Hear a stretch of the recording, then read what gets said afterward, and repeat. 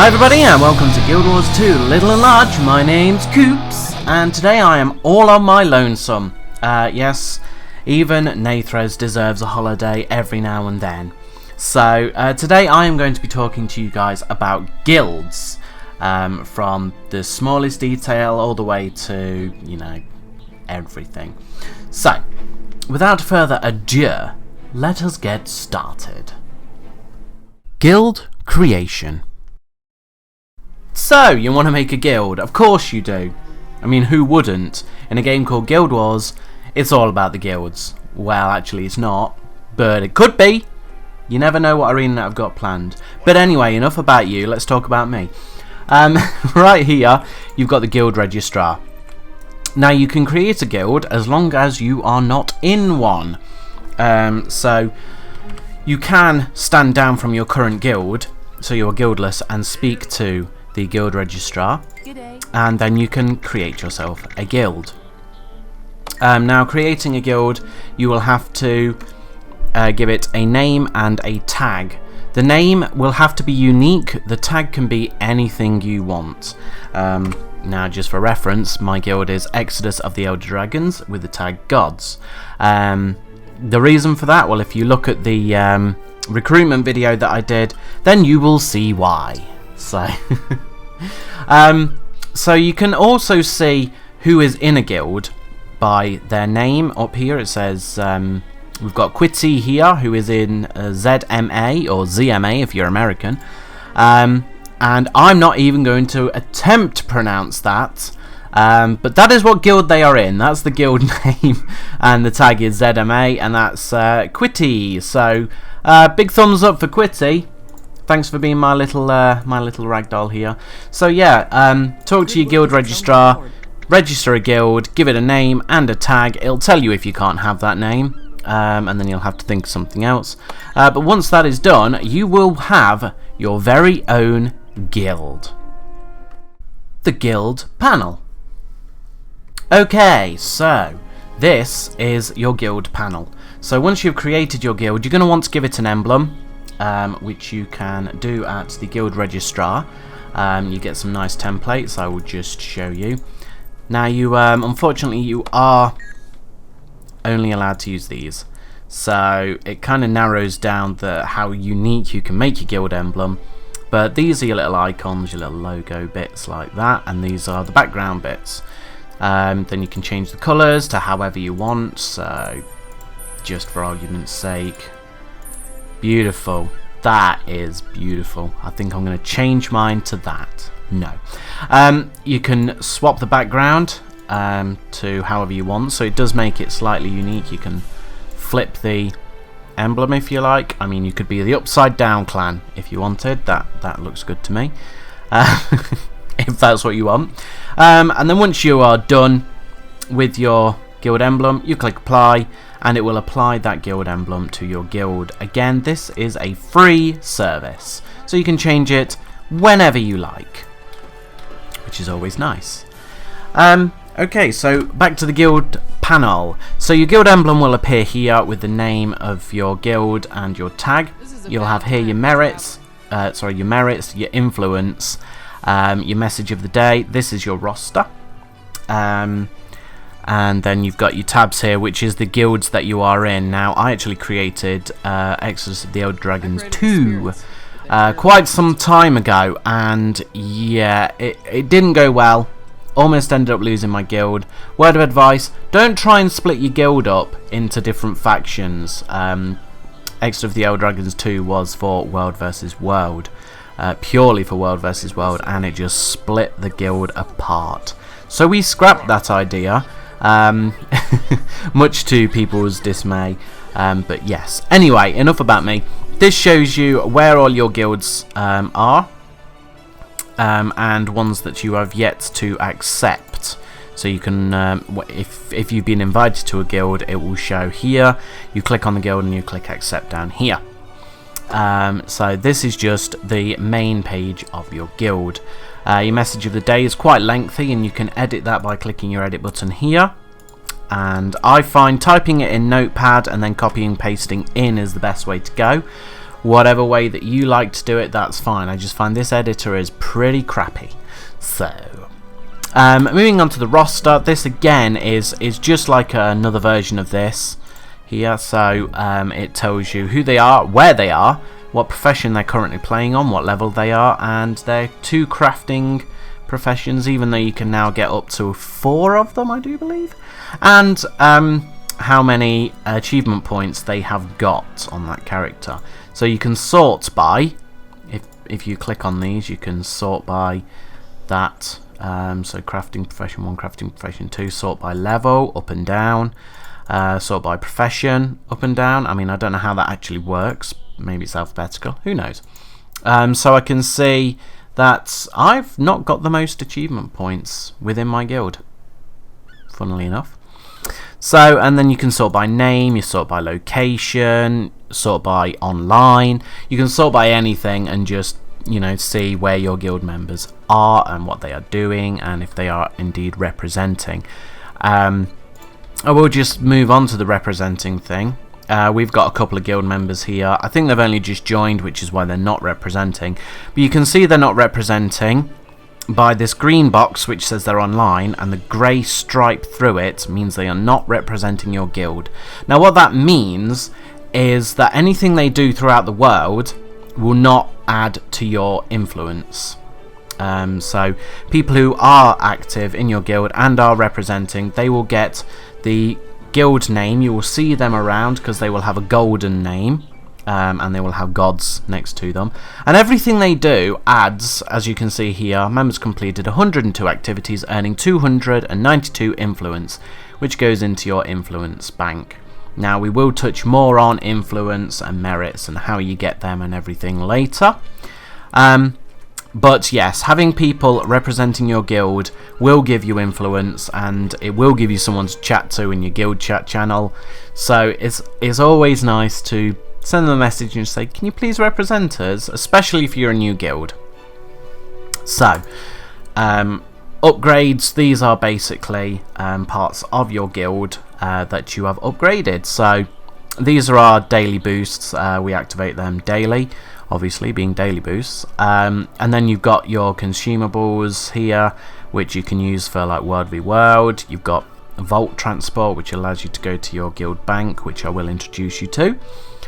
You've got banners and all that, guild missions, again I'll introduce you to, and then you've got your unlocks, which unlock certain NPCs, but I will move on to those after this. So you've got your history tab here, which tells you everything that is going on within your guild over 5 months apparently. So it will tell you who's spending what influence and who's been inviting who. You can split it down to see what sort of influence you're getting. So some nice influence coming in here. Someone's bought 4,000 influence for us. So that's that, and you've got the message of the day, when it's been changed, who it's been changed by, and all that. Missions, when you do a guild mission, it tells you, it gives you a little feed. Your roster, which is who's inviting who has accepted invites, who has left the guild, and so on and so forth. And then your upgrades, which is just like when you buy a boost, if you speed boost it, or speed build it even. That's all to come. Ranks, again, that is all to come. We've got these amount of ranks in our guild, and I will explain that completely. I'll be totally open and honest with you, and tell you everything about our guild. This is how we run it. Hopefully you'll like that.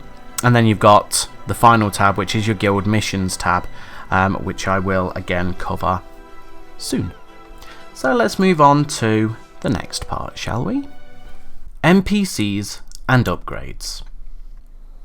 Okay, so we've briefly looked at the guild panel, and I showed you this little section down here, which is the unlocks section.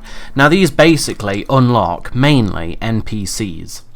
Now if you come to Guild Bluff Waypoint in Lion's Arch, which is on the far eastern side, you will find all your guild stuff here. So you've got your guild armourer, another guild armourer, guild bank, guild promoter, commendation trader, which I will cover later, and guild weapons.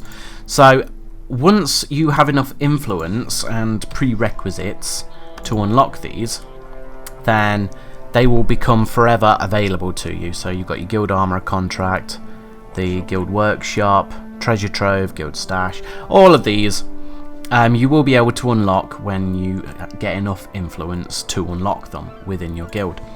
So what these do is they allow you to buy guild weapons, which they're only skins, so you don't get that much of an advantage, but some of them do look pretty cool.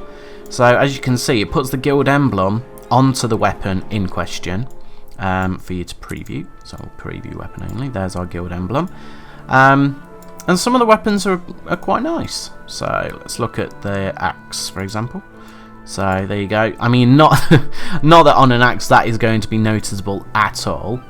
But some of the skins are really nice and they are quite different. And it just gives you something to unlock within a guild. The commendation trader we will come back to. Because you don't actually unlock that. That is always unlocked. This is your guild bank. Now, to start off with, you'll get your guild stash, which gives you 50 slots at the top to use whatever you want.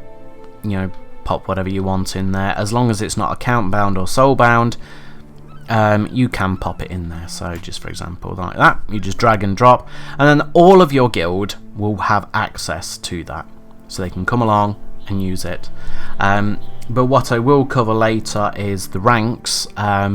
So you can actually set who has permission to access these certain boxes. So you will then be able to unlock a further 100 slots called the treasure trove within your guild, and then you can unlock a further 100 in the deep cave.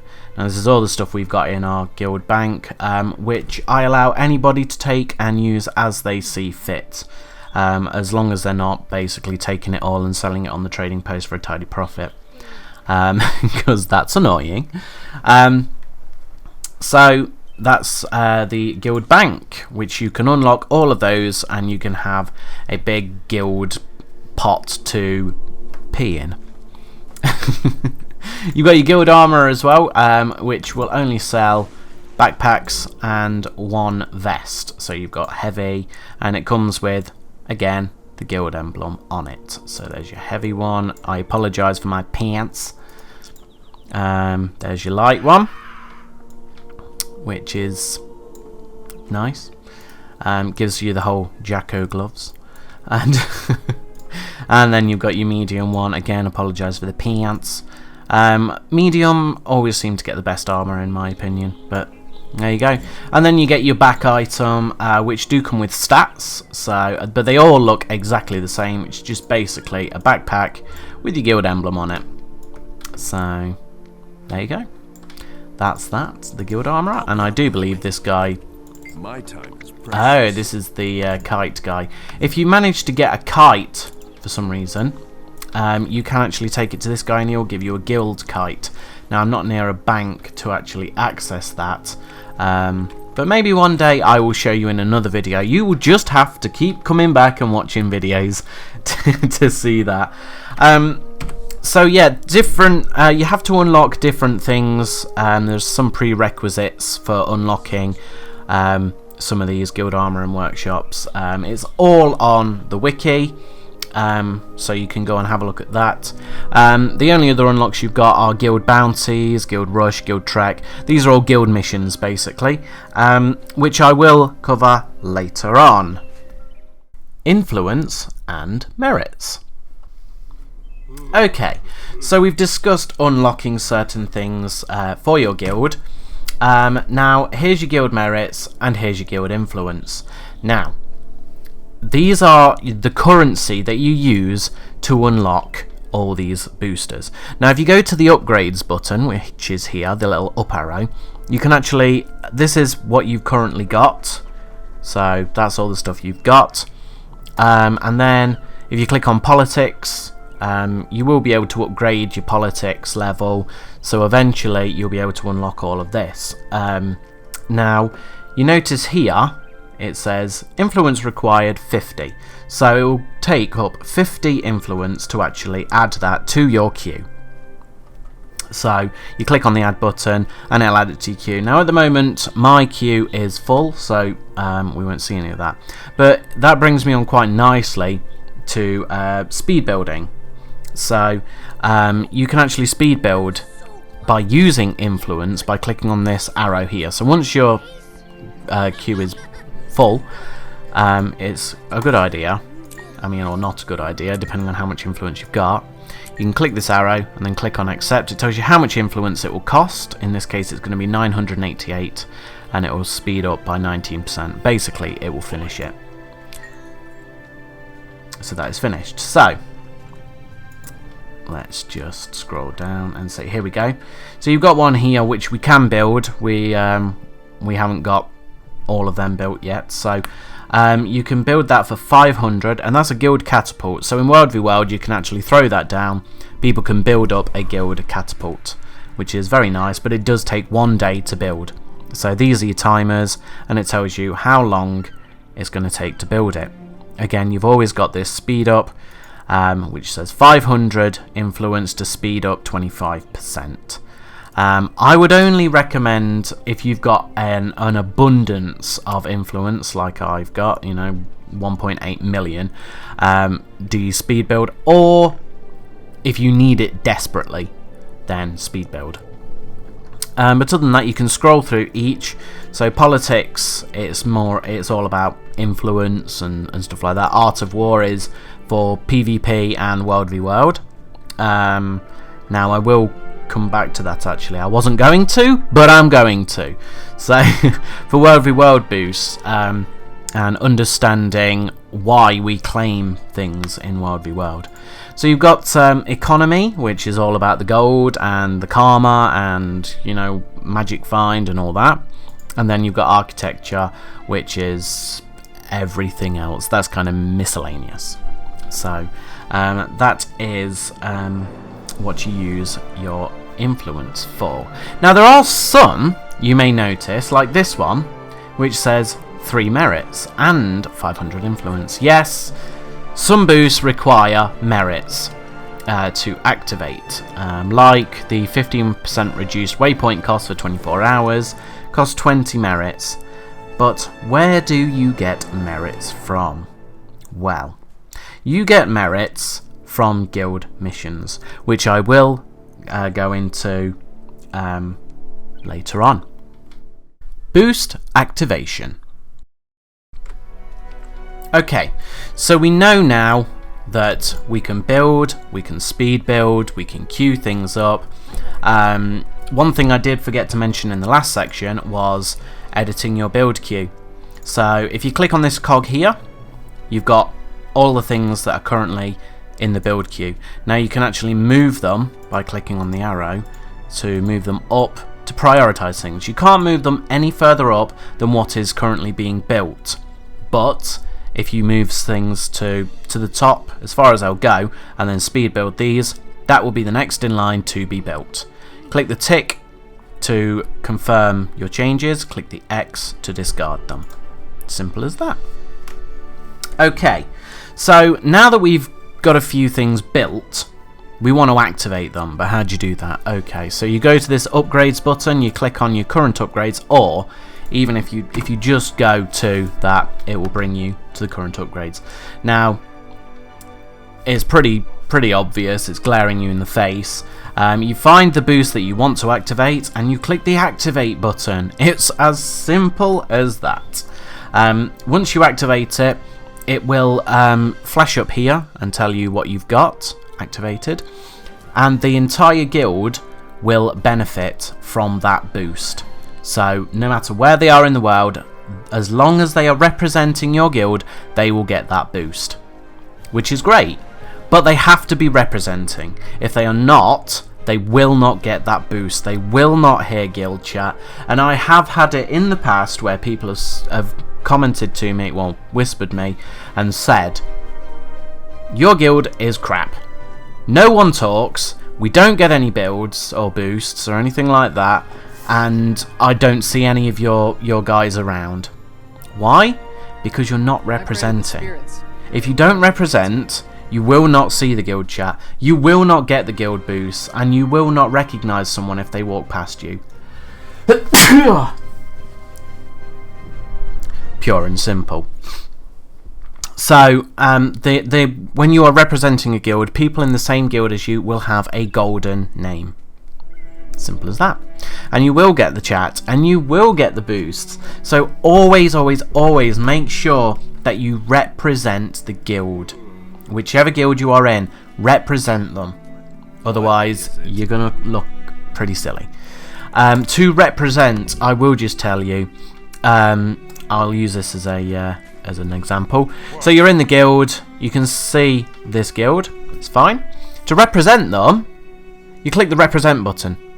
So let's go from the word go. You press G to open your guild panel. You'll see the guild here. You click represent. You are now representing that guild. You will then start getting all the boosts and the chat channel. It's as simple as that. If you want to stop representing, you click stand down and you will stop representing that guild. However, you won't be representing any guild until you go into one and click represent. Okay? Now, please bear in mind that you can also fall into the trap that you represent on one character, then you log into another character, and suddenly guild chat goes quiet. Suddenly you lose all your boosts. Have I been kicked from the guild? What have I been kicked for? What did I do? No, no, no, no. No, darling. No. Okay? No. Guilds are soulbound, if you like. You have to represent the guild on each and every one of your characters, which is kind of good and kind of bad, because it means you can represent multiple guilds, but you can only represent one guild per character. Now, a lot of guilds in Guild Wars, mine included, I don't like it when people represent other guilds, because then they'll log into that character, they won't be representing us, we won't be getting any influence for them, they won't be contributing to chat, and quite frankly they're just kind of dead weight, especially when you start getting up your numbers, and the minute we're on 374 active members. Now, if those numbers continue to increase and you hit your cap of 500 and you can't invite anybody else, but you've got 10 people who say, I'm in 2 guilds, I'm not representing your guild on this character, sorry. Unfortunately, I'm just going to have to say, well then leave. As harsh as it is, I ask them to leave because there are people who would join the guild and represent across all characters 100% of the time. They will be the people who are contributing towards our influence and towards the chat channel and making for a better guild. That's all I want to say on the matter, so deal with it. Other than that, we've been through speed builds and everything like that. We've gone through activation. The only other thing we need to talk about is guild missions. So, you know, we looked at the missions earlier: guild bounty, guild trek, guild challenge, guild rush, and guild puzzle. You can activate them once you've unlocked them. You can activate them from your current upgrades panel. And you literally click on them and it will activate it. Now, I don't want to activate it because my entire guild will start going, what's going on? Oh my god, I can't cope! We run our guild missions once a week, which you'll find all the information on our message of the day. It's under events and guild missions, Sundays at 19 server time. Simple as that. So when the time comes, we will all go to wherever we need to be, and we will just click activate on, say, a guild bounty, and that will activate the bounty. Under the missions tab in this section here, it will tell you who the bounties are. On the guild trek, it will tell you where the trek locations are. Challenge, equally, it will tell you where it is. It will tell you all the information you need to know here. There is also a very, very handy website called dulfy.net that if you go to, and let's just flash that across the top, dulfy.net will have guides and everything to show you where all the bounties are and where everything is for the missions. Guild recruitment. Okay, so you've built your guild, you've spent umpteen amounts of money on promoting your guild by lots of these, which are like 20 gold each, give you 10,000 influence. You've unlocked everything, you're looking good, and you suddenly realise, hang on, I've got no members. How do I get members into my guild? Now there's several ways that you can do that. We do it in several different ways. There's the guild shout, so you can compose yourself a nice little guild shout saying who you are and what you are doing as a guild to be different and stand out. There's okay. So you can do that, or there's the easier way where you can run around any sort of major city, and you will notice people who aren't in a guild, they won't have this tag. So what you can do is you can right click and select guild invite, and that will invite that person to the guild. Now please do not send guild invites to people who have already got a tag. Trust me when I say they will send you a message, they will ask why you've invited them, and they will have a go at you. People who are already in guilds do not want to be invited to another guild, so don't do it. If they are guildless, fine, send them an invite, because chances are they've just started the game, they're looking for a guild, and you've just beat them to the punch, basically. But that is how you recruit. If you do a shout in map chat, people will whisper you and say, can I join your guild please? That's great, cool, no problem. That is guild recruitment for you right there. Guild ranks. Okay, so you've created your guild, you've written your message of the day, you've unlocked all the NPCs and upgrades, you've got plenty of influence and merits, you've got all these boosts activated for people to enjoy, you've recruited loads of members and you're doing really well. But you're just one person. You're just the guild leader, and you can't be online 100% of the time. So you're going to need someone to help you out, to help you handle all these hundreds of members. That is where ranks come in.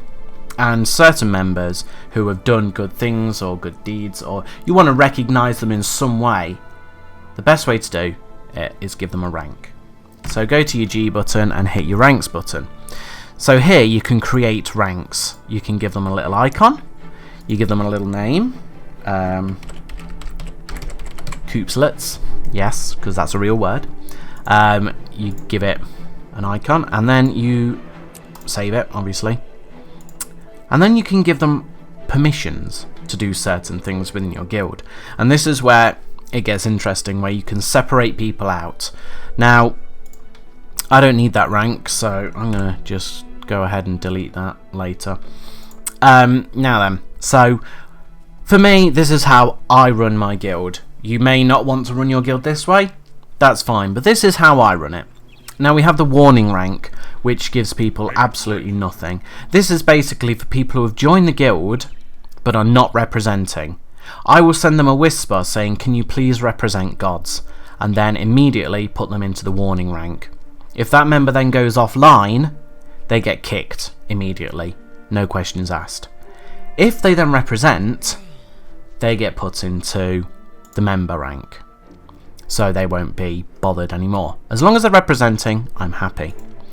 There's the exempt rank, which is basically for long-standing members. I'm looking at you, Merlin, who have basically been in the guild for quite some time, and for some reason or another, they've basically got to go away from the game for quite some time. So you obviously don't want to kick that person from the guild because they've been loyal to you, they've done a lot for you. So I stick them in the exempt rank, which basically they can be offline for as long as they like. Doesn't matter how long they're offline for, 1, 2, 3 months, whatever. They're in that rank, they will not be kicked. But when they come back online, obviously they're going to need some sort of, if you're not online, or someone, if there isn't an officer online to promote them back to one of the higher ranks, they've got basic things that they need, so they can display the guild emblem on their clothing, they can deposit stuff into the guild stash, and they can deposit stuff into the treasure trove, which, as we discussed earlier, are in the guild bank. Okay, so the next one I've got is the Ring of Fire rank. Now, because we're the Ring of Fire server, anyone who is on the Ring of Fire server, I give them the Ring of Fire rank, purely because that should be active. Purely because for World v World it's quite handy to have them.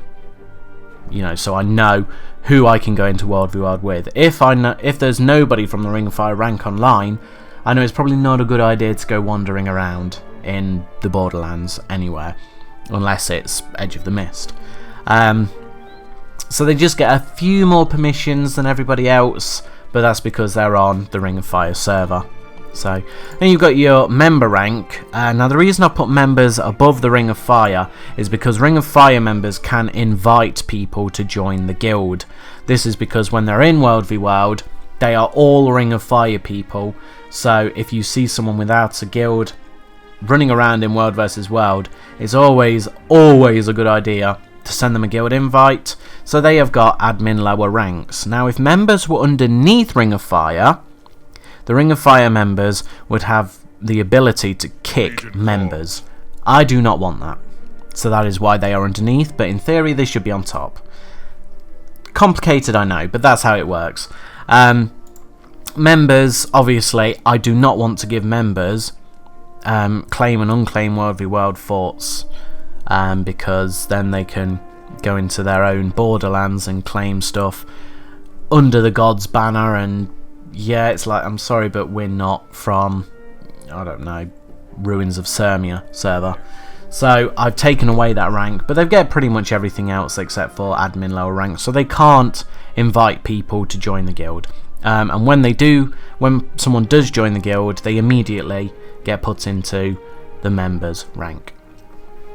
I've also got a rank for commanders. Now this is basically for Ring of Fire members who have got a commander tag, and they can do quite a lot. They can activate missions, deposit and take stuff from the guild bank, claim forts in World v World. They can queue upgrades, and they can modify the upgrades. Now recently we had someone activate a lot of guild banners and stuff for World v World, which basically took us from 2.5 million influence down to where we stand at the minute. So I've had to take that privilege off them for the time being, but it will be rewarded back to them eventually once we get our influence back up. And then you've got your guild officers, people who basically are your second in command, people who help you to run the guild from day to day. So they literally get everything except for edit ranks and edit guild emblem, because the guild emblem is there to stay, and the ranks don't need to be edited by anyone other than me, and I am the Emperor. Why am I the Emperor? People sometimes say that is really pretentious. Why have you put yourself as the Emperor? Why not just guild leader? Well, the reason is because I've got the achievement, when I can find it, for the fashion, the Emperor's New Wardrobe, and you get a little title for that called the Emperor, as you see here. So to reflect that, I literally just created the rank, the Emperor. I'm not being pretentious, it's kind of like just a play on the rank thing. You get the idea, it's fine, it's fine. So that is it. That is ranks. Now, I did promise I would touch on the World v World boosts. Now, some of you may have activated World v World boosts and then gone into World v World and gone, well that's not worked. I don't have this boost, so why not? I'll tell you for why. Basically, the World v World boosts work for whichever fort or the castle, Stonemist Castle or keep, whichever place you have claimed for your guild. Now you talk to the guild claiming person, the person who you have to kill to then take over that fort. You talk to them and then you can claim that place for your guild. Then if you activate these boosts, that fort will get those boosts, and it's not just for your guild, it is for literally anybody who comes within 10 feet of the place. but only from your server. Obviously you don't give the boost to enemies, so anyone from your server. It just makes that fort or castle or keep, just makes it that much stronger for you to defend and prevent people from taking over it. So once a week we have a World v World run, and what we tend to do is try and claim Stone Mist Castle, which is in the Eternal Battlegrounds. Brain fart there. And then we pretty much activate all of the World v World boosts, every single one of them, and then we dare the enemy to come and try and take it, because it's just not going to happen, I'm afraid, not with all those boosts on it. So, so that is the World v World boost. So if you ever wondered why they don't work, it's because you've not claimed a fort or a castle or a keep. So there you go. So that is the explanation for guilds. That is how they work. If you have any other questions, please feel free to leave them in the comments below, and I will try and type a little essay for you, preferably a little bit shorter than this video, to explain anything that you need to know. I'm always here to answer any questions that you like. But thanks for watching. Please give this video a thumbs up, and don't forget to subscribe, and share this video with all your friends and family, including your mummies and daddies. And why? Because they love us. I did that on Nathres's behalf. Nathres, when you watch this, hope you're having a great holiday. I look forward to seeing you over the weekend so we can get some more videos recorded. And thanks for watching, guys, and I will catch you next time on Guild Wars 2 Little and Large. Ta-ta!